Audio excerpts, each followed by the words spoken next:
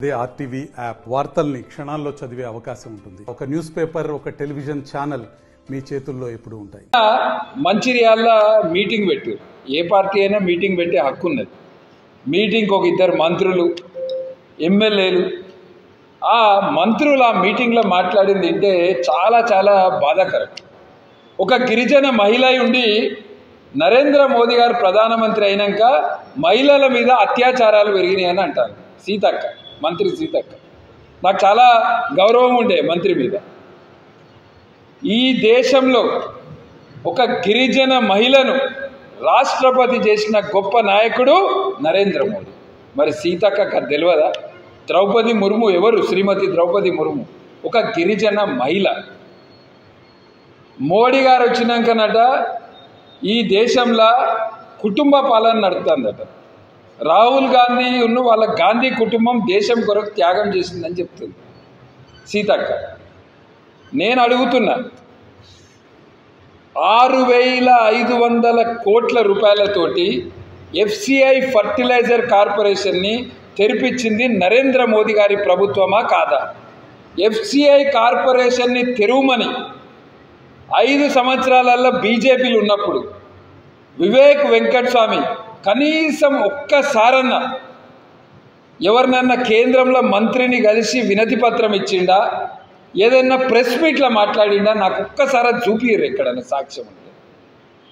FCIని తెరిపించింది ఫర్టిలైజర్స్కి సంబంధించిన మంత్రిత్వ శాఖ చొరవతోటి నరేంద్ర మోదీ గారు వచ్చి FCIని తెరిచారు. ఇంకేమంటారు? సింగరేణిని కూడా సిక్ యూనిట్ అయినప్పుడట ఇదే వివేక్ వెంకటస్వామి కాపాడింది. సింగరేణి సిక్ యూనిట్ అయినప్పుడు ఉన్నది వాజ్పేయి గారి ప్రభుత్వం. వాజ్పేయి గారి ప్రభుత్వము 650 కోట్లు ఇచ్చి సింగరేణిని సిక్ యూనిట్ అయితే 650 కోట్లతోటి సింగరేణిని బయటకు తీసుకొచ్చింది వాజ్పేయి గారి ప్రభుత్వం. నరేంద్ర మోదీ గారి ప్రభుత్వం FCI తెరవడం వలన ఈ ప్రాంతంలో ఉన్న రైతులకు సబ్సిడీ మీద యూరియా కానీ DAP కానీ అందించాలి.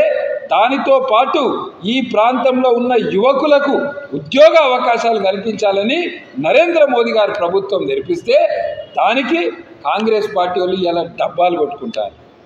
మేము తెరిపించాం. జాతీయ రహదారులు కూడా ఎవరు కట్టించారు? మరి ఇక జాతీయ రహదారి కూడా నువ్వే కట్టించినా అని చెప్పుకో. ఇలా మంచిర్యాల నుంచి మందమారి బెల్లంపల్లి పోయే జాతీయ రహదారి కట్టించింది నరేంద్ర మోదీ గారి ప్రభుత్వం. కొత్తగా మళ్ళీ జాతీయ రహదారులు ప్రకటించారు. మంచిర్యాల నుంచి ఆర్మూరు, మంచిర్యాల నుంచి విజయవాడ, ఇదంతా కూడా నాగ్పూర్కి సంబంధించిన ఇండస్ట్రియల్ కారిడార్లో పెట్టింది నరేంద్ర మోదీ గారి ప్రభుత్వం. ఇవాళ Mancherial railway station, Peddapalli railway station, Ramagundam railway station Amrit Bharat పథకంలో పెట్టి ఒక్కొక్క రైల్వే స్టేషన్ ఆధునీకరణ కొరకు 30 కోట్లు శాంక్షన్ చేసింది నరేంద్ర మోదీ గారు. ఇట్లా నరేంద్ర మోదీ గారి ప్రభుత్వము ఈ ప్రాంతం యొక్క అభివృద్ధి కొరకు 1000 కోట్ల రూపాయలు గత 10 సంవత్సరాల్లో నరేంద్ర మోదీ గారి ప్రభుత్వం పెడితే కాంగ్రెస్ వాళ్ళు 420 నాయకులు వీడికి వచ్చి మేము చేస్తామని చెప్తారు. మీరు ఎన్నికల సమయంలో ఏం హామీ ఇచ్చారో చెప్పు. ఆ హామీల గురించి మాట్లాడు. ఇవాళ రైతుల పరిస్థితి ఎట్లుందంటే మంచిర్యాల నియోజకవర్గంలో ఉన్న కొనుగోలు సెంటర్లను బంద్ చేస్తే ఇవాళ రైతులు కొనుగోలు కేంద్రాలలో ఇబ్బందులు ఎదుర్కొంటారు. దాని గురించి మాట్లాడలేదు. పంటలు ఎండిపోతున్నాయి, మరి ఎండిపోతున్న పంటల గురించి మాట్లాడలేదు. నువ్వు ప్రతిపక్షంలో ఉన్నప్పుడు మాట్లాడినావు. కాళేశ్వరం ప్రాజెక్టు వలన 10,000 ఎకరాలు నష్టం జరిగింది, రైతులకు నష్టపరిహారం చెల్లించాలని మాట్లాడినావు. మరి ఇవాళ నువ్వు అధికారంలోకి వచ్చి 4 నెలల్లో 3 అసెంబ్లీ సమావేశాలు జరిగినాయి. కనీసం ఒక్క అసెంబ్లీ సమావేశంలో కాళేశ్వరం రైతులకు 25,000 రూపాయలు ఎకరానికి నష్టపరిహారం ఇవ్వాలని మాట్లాడారు. ఇక ఇంకొక ఆయన మంత్రి, ఇంకో మంత్రి అంటాడు ఆయనకంటే కాంగ్రెస్ క్యాండిడేట్ ఒక విజన్ ఉన్న నాయకుడు లాగా కనబడుతున్నాడు. నేను అడుగుతాను ఆయనకి ఏం విజన్ ఉన్నదని నేను అడుగుతాను. ఆయన విజన్ మీద నేను చర్చకు సిద్ధం. ఎక్కడికి రమ్మంటే అక్కడికి పోదాం.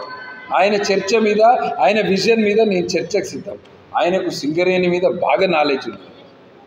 సింగరేణి సంస్థకు సంబంధించిన ప్రైవేటీకరణ కావచ్చు, ఇతర విషయాల మీద నేను చర్చకు సిద్ధం. ఎక్కడికంటే అక్కడికి కాంగ్రెస్ అభ్యర్థిని రమ్మనండి, చర్చకు సిద్ధం. నేను ఇవాళ కాంగ్రెస్ పార్టీ నుంచి పోటీ చేస్తున్న అభ్యర్థి ఎస్సీ నియోజకవర్గాలల్లో పోటీ చేసే అర్హత ఉన్న నాయకుడు కాదు ఆయన. మరిన్ని వీడియోస్ కోసం ఛానల్ ని సబ్స్క్రైబ్ చేయండి, లేటెస్ట్ అప్డేట్స్ కోసం వాట్సాప్ ఛానల్ ని ఫాలో చేయండి అండ్ లింక్ డిస్క్రిప్షన్ లో ఉంది.